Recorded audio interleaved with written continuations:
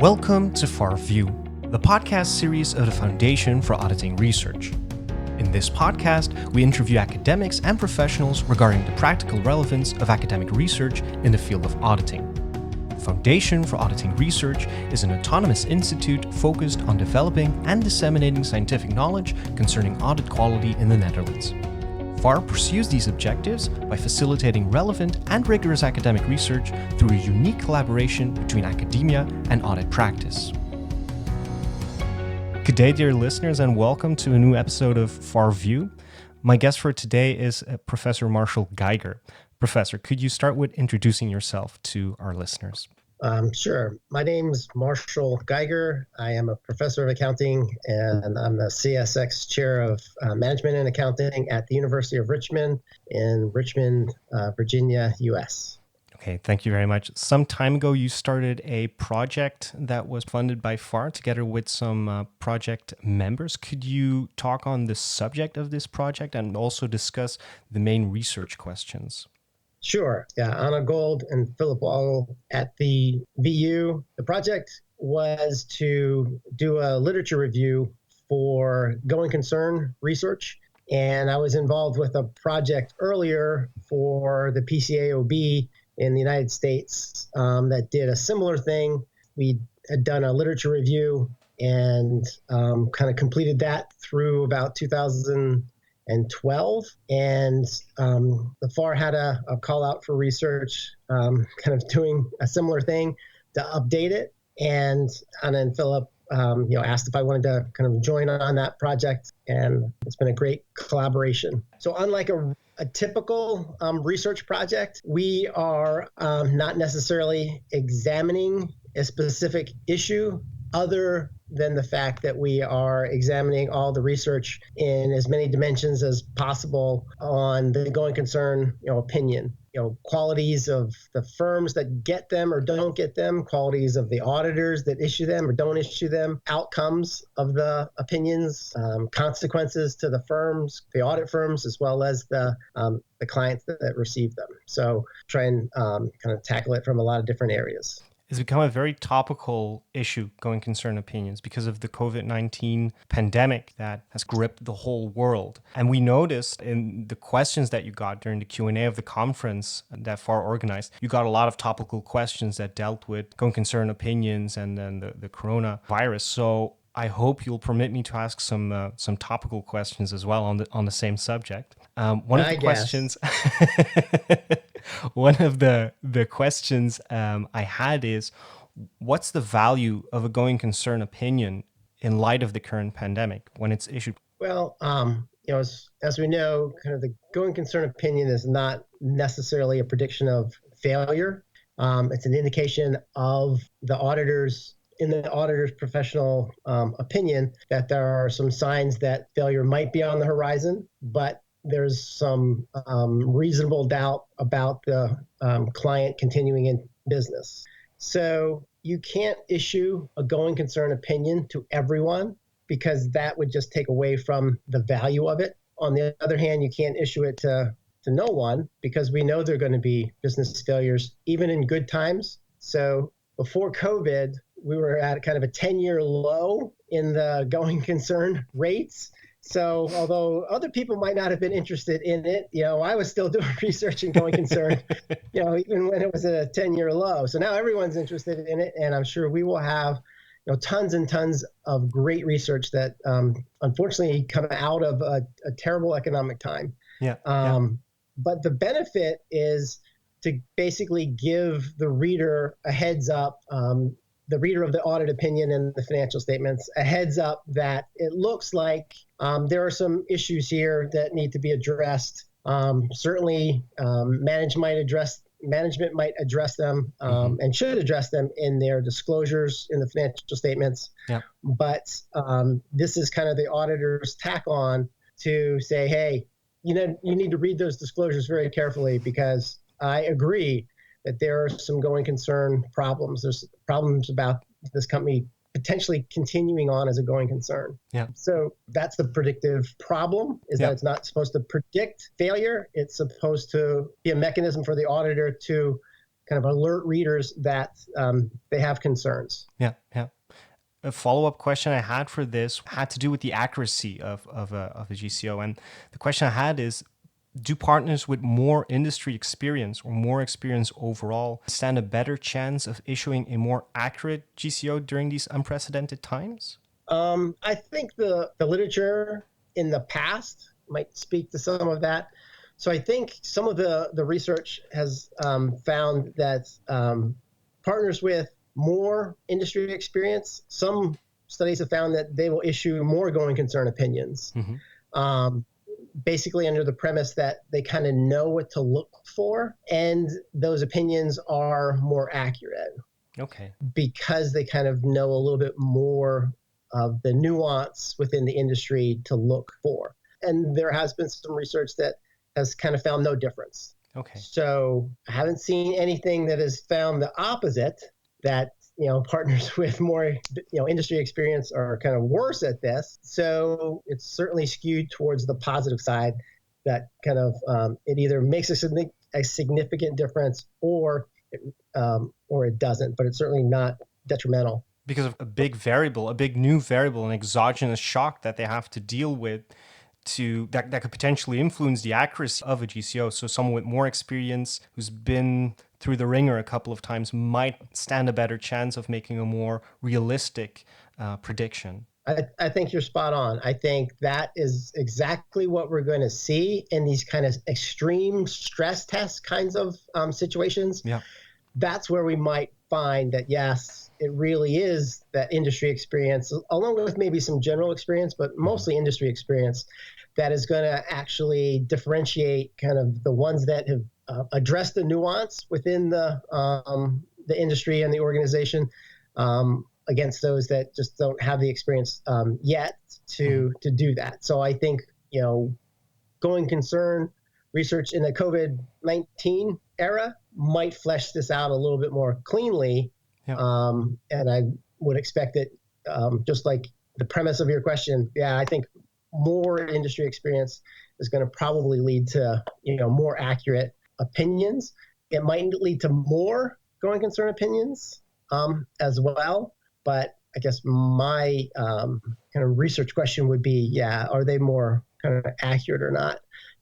Because some of the other research has found that just because you issue more going concern opinions doesn't mean that that's a good thing all the time. Yeah, it's not always a sign of quality. Like I had kind of mentioned earlier, to issue a going concern, it's going concern at the right time, at the right place, that we're kind of striving, that everyone's striving for. Yeah. So this is from the side of the auditor, and one of the other elements you identify in the literature review is, of course, the characteristics we see in the clients, which also leads to an interesting question for the current pandemic. If you look at the differences between the predicted coronavirus recession and, for instance, the recession that we had in 2008, what innovative business strategies could a client employ that would appease an auditor when addressing the issue of going concern? So in the COVID-19 time period, some companies have just radically changed their business strategy and their business model, particularly if they were, highly reliant on face-to-face, retail, restaurants, those kinds of things. So certainly the business model that the company has to employ is going to be a significant factor. But I guess the real issue is, how well are they going to be able to do under the new business model? How excellent are they going to be able to execute their new business plan? Yeah.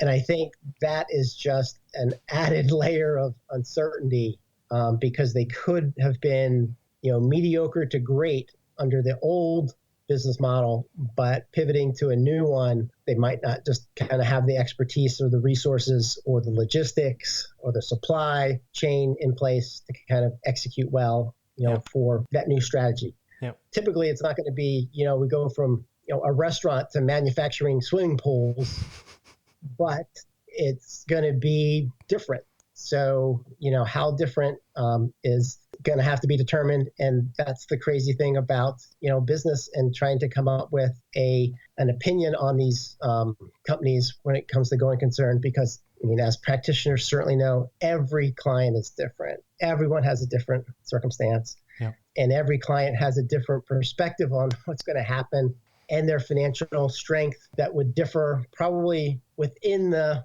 corporate executives at the client, let alone between them collectively and the auditor. So it's just taking those normal differences and magnifying them that I think is just going to be interesting and very difficult to manage. Yeah. But it will lead to some very interesting research data in a couple of years from now. Oh, yes. This will probably take me through the rest of my career. So,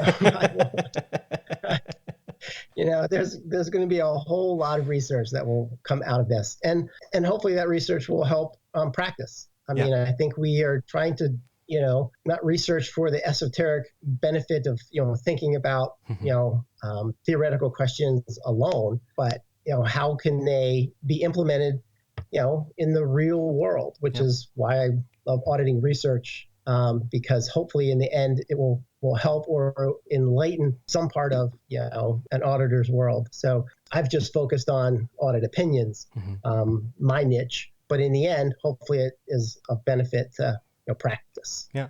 And it speaks to the idea of never letting a good crisis go to waste for the companies. Oh, yes. Yeah, as academics, we will milk this. So the difference is the fruits of those labors won't come out in academic journals for several years, where practice will have been moved on, and this will be kind of old news. Yeah, we already knew that kind of stuff 2 years from now. But that'll be when articles are just starting to be published because of the time it takes to write them up and the review process and all that. So there's definitely a lag there. Yeah, that's true. It's very difficult to bridge that gap because academia is a very slow process. It goes through peer review, it goes through concept papers, working papers. So it's a very different workflow as opposed to what's happening in the firms. It's definitely difficult to have more direct communications. I see that with a lot of scholars and also the firms. It's a shared feeling. Maybe one final question for the podcast. So we've talked about the role of the auditors. We've talked about the role of the clients based on what's happening with COVID-19. One other role is, of course, the governments and the bailouts that they issue and the potential knock-on effects of those bailouts. So I was wondering what role a government bailout, such as the CARES Act in the US, play in the going concern opinions for companies that have received substantial financial support over the past few months? So I think the Congress in the US and I'm sure across the world trying to make sure that the companies that have gotten help kind of understand whether it's a loan, whether it's a gift. So I think, once that's determined, then it's relatively easy. I mean, you've either gotten it or you haven't. I think the more difficult issue, beyond that is there going to be more government help, for this client in the future? And that's a difficult question to answer. But in the broad scheme of things, I guess I'd place it in the bucket with the same kinds of decision processes that auditors would have to go through to ascertain whether clients are going to get help from banks or financial institutions. Yeah. So in that big bucket, I think the process of decision making and kind of vetting the information is similar. Mm-hmm. But it's certainly dissimilar in the fact that the unknown as to whether it's going to come and in what form and how much in the future is much different than, whether the bank is going to, increase a credit line or float a short-term or a long-term loan. Mm-hmm. And the big unknown is, of course, is there going to be a second wave in a lot of places where now most of the spread of the pandemic has been stemmed? That makes it even more difficult because a bailout that has already happened, is it going to happen again? Will the financial means be there to do it? And who in the end is going to foot the bill for these decisions? Right. Yeah. I mean, that's exactly the kind of case I was kind of thinking of. We already have had one wave, but there's been talk, across the globe about another wave in different forms. So trying to predict those and how much of that piece of pie your client can legitimately expect to benefit from. Yeah. I mean, those are two pretty difficult moving parts to nail down. Yeah. Now, if your client doesn't have to rely on that, totally different story. Mm-hmm. But there are tons of clients that will have to rely on that. So, that should also be disclosed by management in their disclosures and all of that. But certainly gives auditors headaches and sleepless nights trying to figure that out. I can imagine. Yeah, I can imagine. So this is the end of my questions. I want to thank you very much for participating in our podcast. Thanks. Hopefully we can find a moment to do it again for future research project that you embark upon. That would be great. Thank you for your time. Enjoyed the conversation. Thank you very much for your time, Marshall. Have a good day.